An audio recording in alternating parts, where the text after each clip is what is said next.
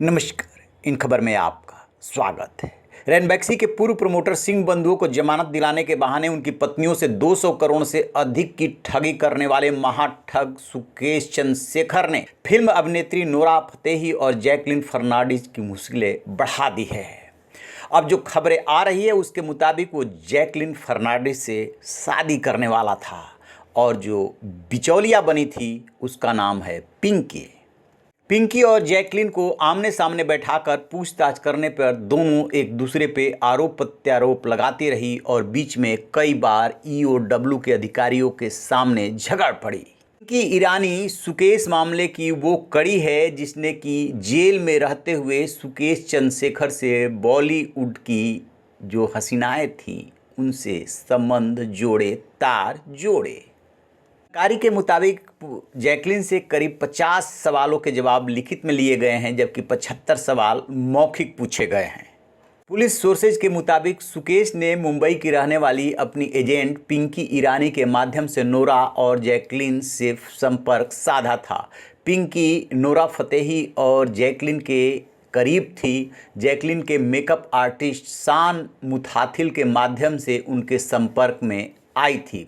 दोनों अभिनेत्रियों को जितने भी उपहार और पैसे दिए वो सभी पिंकी ईरानी के माध्यम से दिए गए। सुकेश चंद्रशेखर नोरा फतेही पर डोरे डालता रहा, लेकिन नोरा फतेही ने सीधे कोई गिफ्ट न लेकर के अपने बहनोई के माध्यम से लिया BMW और आईफोन।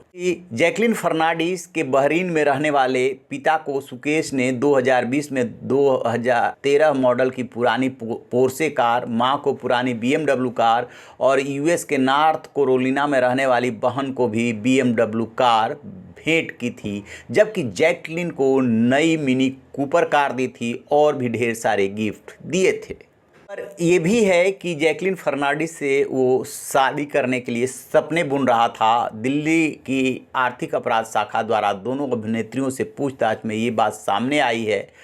जैकलीन के मुताबिक उसे नहीं पता था कि सुकेश पहले से शादीशुदा है। जो अभिनेत्री लीना मारिया पॉल के साथ भी वो लिव इन रिलेशन में रहता है, इसलिए उन्होंने उससे शादी के लिए दोस्ती की थी।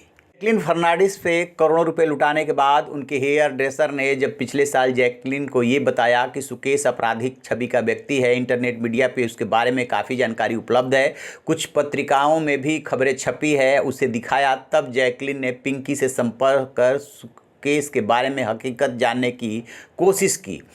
पिंकी ने सारे आरोपों को सिरे से खारिज करते हुए कहा कि राजनीतिक दुश्मनी के कारण सुकेश को निशाना बनाया जा रहा है, उन्हें बदनाम किया जा रहा है। हालांकि पिंकी के सफाई पे जैकलीन को यकीन नहीं हुआ था और सुकेश से दूरियां बनाने लगी थी। सूत्रों के मुताबिक पिछले साल चेन्नई में रहने वाले रिश्तेदार के बीमार होने पे सुकेश जब उनसे मिलने गया तब जैकलीन वहां पहली बार सुकेश से मिलने आई थी। अदरवाइज मोबाइल पर ही दोनों की बातचीत होती रही।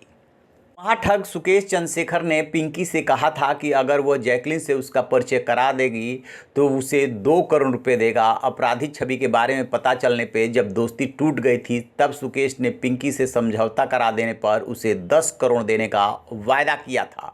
खास बात यह है कि जो भी ये रिलेशनशिप डेवलप हो रही थी ये कहते हैं कि सलमान खान और अक्षय कुमार को पता था और ये बात जैकलीन ने अभिनेता सलमान खान और अक्षय कुमार से सुकेश की शादी करने की बात साझा की थी। कुछ समय बाद जैकलीन को भी सुकेश के कारनामे के बारे में जब पता चला तो उसके पैर के नीचे से ज़मीन खिसक गई थी और दूरियां बना ली थी। इस तरीके से महाठग ने नोरा फतेही पे डोरे डाले।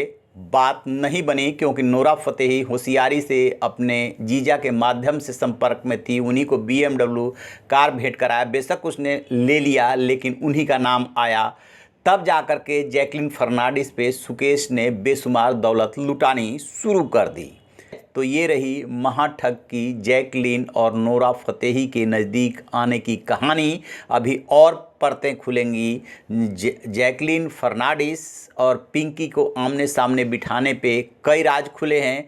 देखते हैं कि अभी क्या दोनों अभिनेत्रियों को भी आमने सामने बिठाया जाता है, कौन कौन लोगों सामने आते हैं। जैसे ही इसको लेकर अपडेट मिलेगा साझा करेंगे। रहिए बेखबर, देखते रहिए इन खबर। Thank you. इन खबर चैनल को सब्सक्राइब करें।